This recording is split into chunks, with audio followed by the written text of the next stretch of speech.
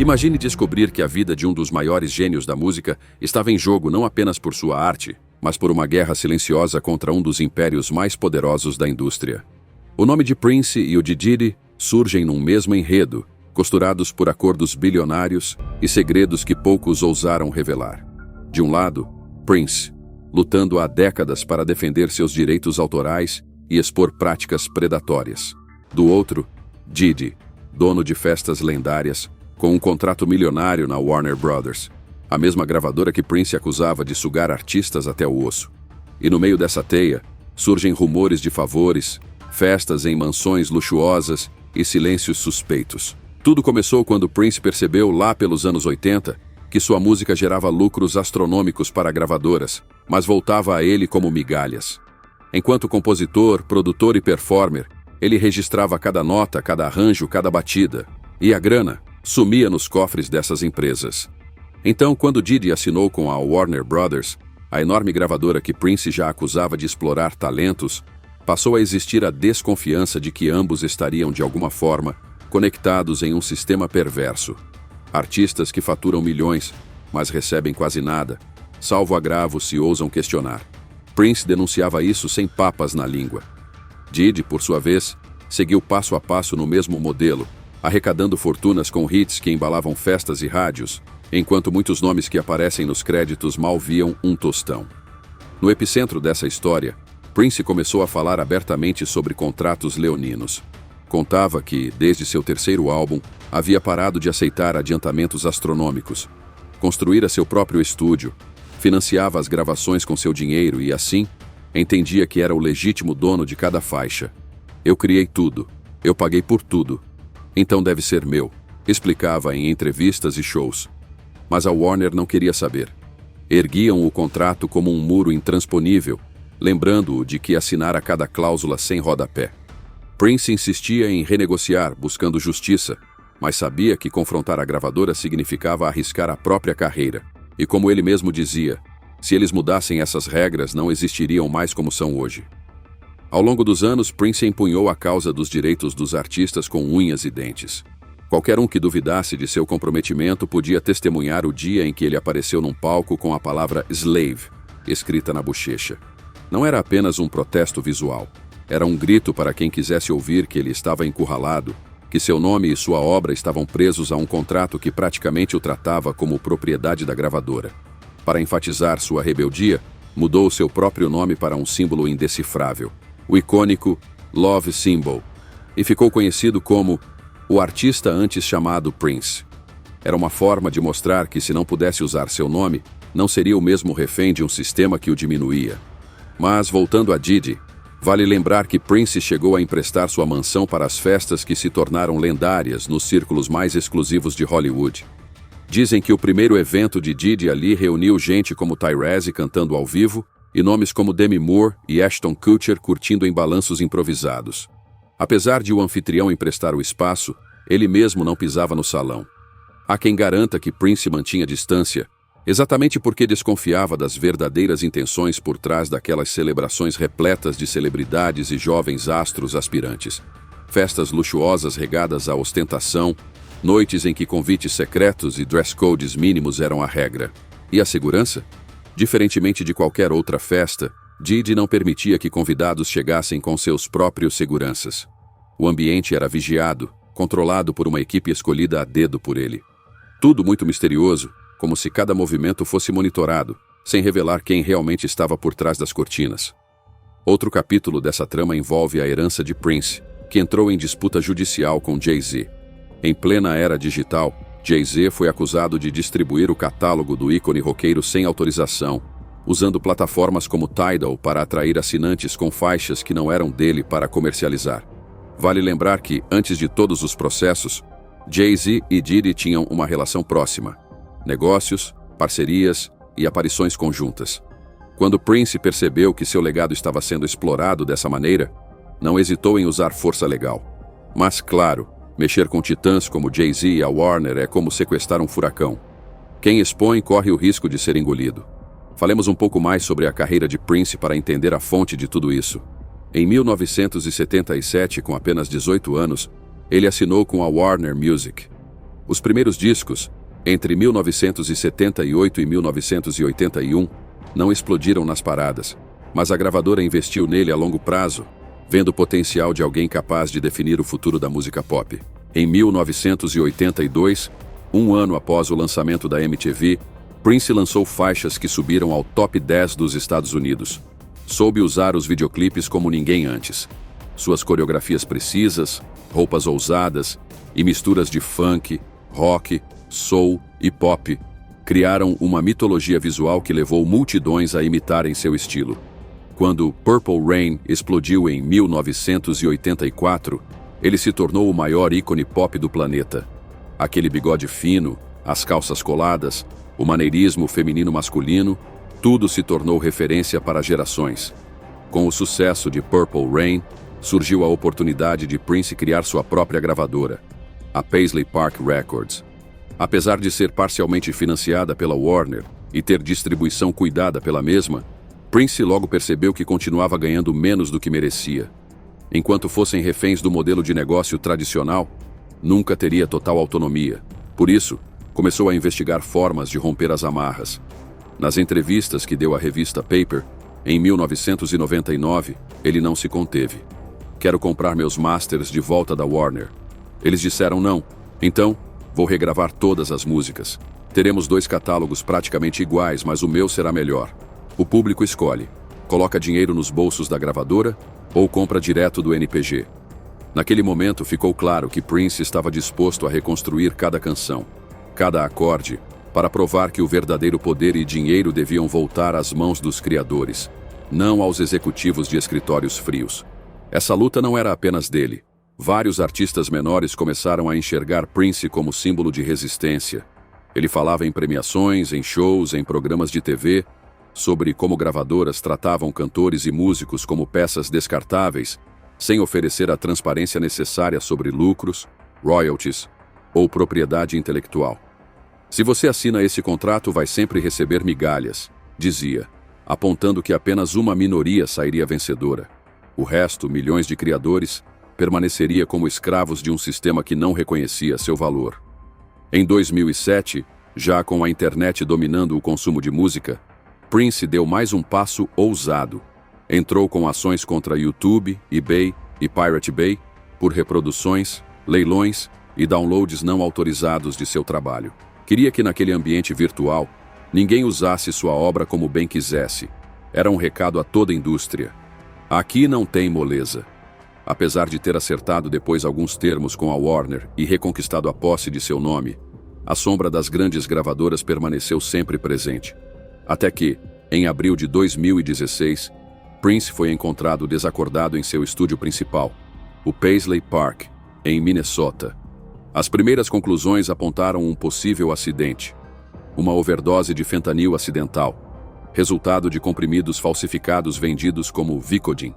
Mas para quem conhecia sua obsessão por manter corpo e mente limpos, a ideia de que ele pudesse cair vitimado por drogas sintéticas parecia improvável. Ainda mais inquietante foi o fato de terem encontrado Prince em um elevador do estúdio, o mesmo ao qual ele se referia como o elevador do diabo, numa de suas canções mais famosas, Let's Go Crazy. Não deixe esse elevador derrubar nossa história. Essa coincidência macabra se tornou matéria-prima para teorias de fãs que afirmavam que, ao combater interesses milionários, Prince acabou pagando o preço mais alto. Enquanto investigações oficiais cravaram a tese de que ele não sabia da contaminação dos comprimidos, levantou-se a questão: até que ponto uma gravadora gigante, em guerra aberta com o artista, poderia se beneficiar com seu desaparecimento? Para muitos, o fato de Prince nunca ter se submetido aos padrões de mercado, ter constrangido as grandes empresas publicamente e tentado resgatar a autonomia dos criadores, se tornou uma ameaça real demais para um setor acostumado a lucrar sem freios. Dessa forma, o mistério só se intensificou, e a batalha de Prince por liberdade artística passou a ecoar ainda mais alto no silêncio do seu estúdio vazio. Hoje, a herança de Prince sobrevive vivíssima. São milhões de canções que inspiram músicos até em cantos remotos do mundo, discos que voltam às paradas sempre que há uma adaptação ou reedição, e uma legião de fãs que denuncia qualquer tentativa de manipular seu legado. O que Diddy, Jay-Z e Warner tiveram a ver com isso tudo? Não há provas concretas de um complô organizado, mas a sobreposição de interesses, contratos escusos e festas regadas a segredos levantou suspeitas que nunca se dissiparam completamente. Num mundo onde a arte muitas vezes é reduzida à mercadoria, Prince escolheu recusar o papel de peça de xadrez. Se isso foi suficiente para colocá-lo na mira de gente poderosa, o tempo e a memória viva dos que ouvem suas faixas segue mantendo essa chama acesa. E assim continuamos a refletir. Será que por trás dos grandes negócios sempre haverá alguém disposto a silenciar quem ousar expor as engrenagens estragadas do sistema? A resposta talvez esteja no próprio legado de Prince, que preferiu lutar até o último acorde, disposto a regravar tudo, a pintar o rosto de protesto, a criar símbolos enigmáticos, tudo para garantir que sua voz jamais fosse enterrada. Enquanto Diddy segue reunindo celebridades em mansões luxuosas, embalado pela batida frenética dos DJs, Prince permanece como um lembrete de que a liberdade artística tem preço e que há forças dispostas a tudo para manter controle sobre cada nota, cada riff, cada verso. O que muitas pessoas sempre disseram sobre Prince era que ele levava sua saúde extremamente a sério. Ele era vegano, não bebia álcool, não usava drogas, pelo menos nada conhecido publicamente. Era disciplinado, cuidava do corpo, se exercitava. E talvez por isso sua morte tenha chocado tanto. Como alguém tão cuidadoso com a própria saúde morre tão jovem? Antes de falecer, Prince já vinha dando sinais de que algo não estava certo. Cancelamentos repentinos de shows, um pouso de emergência durante uma turnê, e até relatos de que ele teria sofrido uma overdose e recebido um medicamento contra opioides. Mas se ele estava mesmo em um estado tão crítico, por que não estava sob os cuidados de um médico? Como alguém em situação tão delicada seguia se apresentando, viajando, fazendo shows? Para quem já organizou turnês, sabe que é quase impossível isso acontecer sem garantias de que o artista está apto a performar. Alguma coisa claramente estava errada e escondida. Prince também parecia saber que seu fim estava próximo. Pouco antes de morrer, ele publicou uma foto com uma mensagem que logo foi apagada. Just when you thought you were safe. Algo como, bem quando você pensou que estava seguro. Durante sua última aparição em uma festa, dias antes de falecer, ele fez uma declaração que arrepiou quem estava lá. Esperem alguns dias antes de desperdiçarem suas orações. Ele sabia. E isso para muitos não foi coincidência. Celebridades como Kanye West chegaram a dizer publicamente que Prince foi silenciado por lutar contra o sistema. Kanye, aliás, sempre se comparou ao artista por essa postura. Ele mesmo disse que Prince lhe deu a música Jail, porque viu nele a mesma luta contra os contratos abusivos e as corporações exploradoras. Prince tinha Slave escrito no rosto. Estava tentando se libertar. Eu também estou. Essa é a frase que Kanye soltou em uma entrevista em que não poupou palavras para criticar o modelo de negócios da indústria musical. L.A. Reid, um dos nomes mais influentes do meio, chegou a afirmar que Kanye é o Prince moderno, não por tocar guitarra ou piano, mas por sua postura desafiadora dentro do hip-hop. Mas onde Diddy entra nisso tudo? Bom, talvez você não saiba, mas Diddy e a Warner Music Group firmaram um acordo de parceria que deu à gravadora 50% de participação no selo Bad Boy Records. Isso incluía a distribuição física e digital do catálogo da gravadora, que contava com artistas como Maze, Mario Winans, The Notorious B.I.G. e o próprio Diddy. Um império lucrativo. Na época, Diddy disse que o acordo era a estrutura financeira perfeita para manter a Bad Boy relevante por muitos anos. Mas esse era exatamente o tipo de estrutura que Prince passou a vida lutando contra. E é aí que começa o atrito. Diddy supostamente fazia com seus artistas o mesmo que Warner fez com Prince. Lucrava milhões enquanto os músicos, dançarinos e produtores mal viam retorno. E não é teoria da conspiração. Ex-integrantes da Bad Boy já deram entrevistas relatando como foram explorados, inclusive financeiramente. Uma ex-performer desabafou. A gente dançava de salto por anos e não vimos nem centavos dos milhões que ele ganhou. E ainda por cima, não temos nem o hype de um programa reprisado, como acontece com o pessoal de Jersey Shore, que hoje ganha fortunas. Mais um ponto obscuro surge nessa história. Prince teria emprestado sua casa para Diddy dar festas, mas nunca aparecia nelas. Por quê? Segundo relatos, ele desconfiava das freak-offs que Diddy organizava, festas extremamente exclusivas, onde seguranças pessoais não eram permitidos, e celebridades circulavam em ambientes estranhos, com balanças de poder perigosamente inclinadas. Jason Lee, por exemplo, contou que a primeira festa de Diddy que frequentou aconteceu justamente na casa de Prince. E o que ele viu lá o deixou desconfortável. Tyrese cantando enquanto Demi Moore e Ashton Kutcher brincavam em balanços. Tudo muito performático, mas ao mesmo tempo sombrio. O mais estranho, ninguém podia levar seu próprio segurança.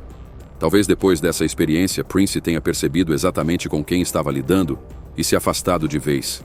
E como se isso tudo não fosse suficiente, ainda há Jay-Z. Sim, o próprio. Prince, em sua briga contra a Warner, acreditou que Jay-Z poderia ser um aliado. Confiou nele. Fez um acordo com a Tidal, o serviço de streaming associado à Roc Nation, empresa de Jay-Z. Mas em 2016, o espólio de Prince processou a Tidal por disponibilizar ilegalmente 15 álbuns do artista. O acordo original só permitia uma exclusividade de 90 dias para um novo álbum, Hit and Run. Ou seja, nem Jay-Z respeitou Prince. E aí a pergunta inevitável surge: será que Prince pagou com a vida por lutar contra tudo isso? É difícil dizer com certeza, mas o padrão é claro. Artistas que enfrentam o sistema, seja por dinheiro, por contratos, por poder, raramente saem ilesos. Prince tentou nos alertar. Enfrentou selos, empresários, gigantes da indústria. Reivindicou sua arte, sua identidade, sua liberdade. E morreu do jeito que sempre temeu. Sozinho, em circunstâncias obscuras, e no elevador que ele próprio dizia representar o diabo. A confusão envolvendo o legado musical de Prince se intensificou após sua morte, especialmente por causa de um acordo polêmico com a plataforma de streaming Tidal, vinculada a Jay-Z. Tidal alegava que tinha uma licença, tanto escrita quanto verbal, que autorizava a distribuição de vários álbuns de Prince. Eles diziam ter sido escolhidos pessoalmente por ele para serem o primeiro serviço a disponibilizar seu catálogo. Mas o espólio de Prince, representado pela NPG Records, contou uma história bem diferente. Segundo a NPG, o suposto acordo com a Tidal era falso, um documento fabricado e datado retroativamente para parecer legítimo. Eles admitiram que Prince realmente havia feito um contrato para lançar um álbum novo, Hit and Run, com exclusividade na plataforma. Porém, não havia qualquer cláusula que permitisse o uso de outros trabalhos do artista. Além disso, segundo eles, Prince nunca teria recebido nenhuma participação acionária da Tidal, algo que Jay-Z chegou a insinuar. Mais grave ainda, mesmo após vários pedidos formais, a Roc Nation jamais conseguiu apresentar provas concretas de que esse suposto acordo verbal, ou qualquer outro tipo de permissão, existia. E é nesse ponto que o debate fica mais sombrio. Para muitos, essa disputa foi a prova final de que Jay-Z e Diddy não estão tão distantes quanto alguns imaginam. Dois homens que construíram impérios usando a linguagem do poder, dos contratos, da manipulação. Dois rostos de uma mesma estrutura, a estrutura que Prince passou a vida tentando expor. Ele os chamava de a máquina, um sistema que tritura artistas, devora seus direitos e os descarta quando não servem mais. E como muitos antes dele, e tantos outros depois, Prince foi silenciado. Ele tentou avisar, tentou alertar os artistas, os fãs, o público. Disse que havia algo muito maior em jogo, algo oculto por trás dos holofotes, algo que ia muito além da fama ou da arte. E agora fica a pergunta no ar. Foi essa luta que custou a ele a vida? Pense nisso. Você acredita que o que Prince tentou revelar sobre a indústria foi o verdadeiro motivo de sua morte precoce? Deixe sua opinião nos comentários. E prepare-se, porque talvez essa seja só a ponta do iceberg. Prince sempre foi um artista fora dos padrões. Não apenas pela genialidade musical, mas pela forma como protegia ferozmente sua arte, sua imagem e, acima de tudo, sua liberdade. Ele era vegano, evitava álcool, não usava drogas e se exercitava religiosamente. Cuidava de si com rigor, como se soubesse que o corpo era o templo onde a mente criativa residia. Por isso sua morte chocou tanto. Como alguém tão disciplinado, tão atento à saúde, poderia simplesmente desaparecer assim? Nos dias que antecederam sua partida, os sinais estavam por toda parte. Cancelamentos de shows, um pouso de emergência após um suposto colapso em pleno voo e, segundo relatos, uma dose de emergência de um antídoto contra opioides. Mas o mais estranho, se ele realmente havia sofrido uma overdose semanas antes, por que não estava sob cuidados médicos intensivos? Como um artista do calibre de Prince, com compromissos milionários e contratos internacionais, não estava sendo monitorado por uma equipe médica após um evento tão grave? Nada fazia sentido. E é aí que a teoria mais sombria começa a tomar forma. Prince sabia. Ele sabia que algo estava errado. Pouco antes de morrer, postou uma imagem misteriosa, já deletada, com a frase "Just when you thought you were safe". E durante uma de suas últimas aparições em público, no próprio Paisley Park, fez um comentário enigmático. Esperem alguns dias antes de desperdiçarem suas orações. Dias depois, ele estava morto. Coincidência? Para muitos, não. Acredita-se que Prince sabia que estava sendo caçado, que estava na mira da mesma máquina que, segundo ele, havia engolido tantos outros. E não faltaram celebridades ecoando essa teoria. Kanye West, por exemplo, chegou a dizer que ele e Prince lutavam pela mesma causa: a libertação dos artistas da escravidão contratual e corporativa. Segundo Kanye, Prince chegou a lhe dar a música Jail como uma forma simbólica de aprovação, porque viu nele um espírito rebelde, um guerreiro contra os contratos predatórios. Prince tentou romper com os grandes conglomerados, tentou fugir das amarras comerciais. Chegou a escrever a palavra slave no rosto como forma de protesto, e foi alvo constante de sabotagens. Assim como Michael Jackson, outro ícone que morreu em circunstâncias estranhas depois de anos enfrentando o sistema. Prince tentou avisar, tentou resistir, tentou escapar. Mas a máquina, essa estrutura invisível que envolve contratos, acordos, manipulação e controle, é implacável. Ele desafiou o sistema e pagou o preço.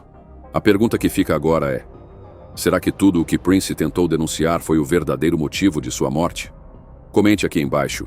Queremos saber o que você pensa sobre tudo isso. Porque talvez, só talvez, o aviso de Prince ainda esteja ecoando e ainda haja tempo para ouvir.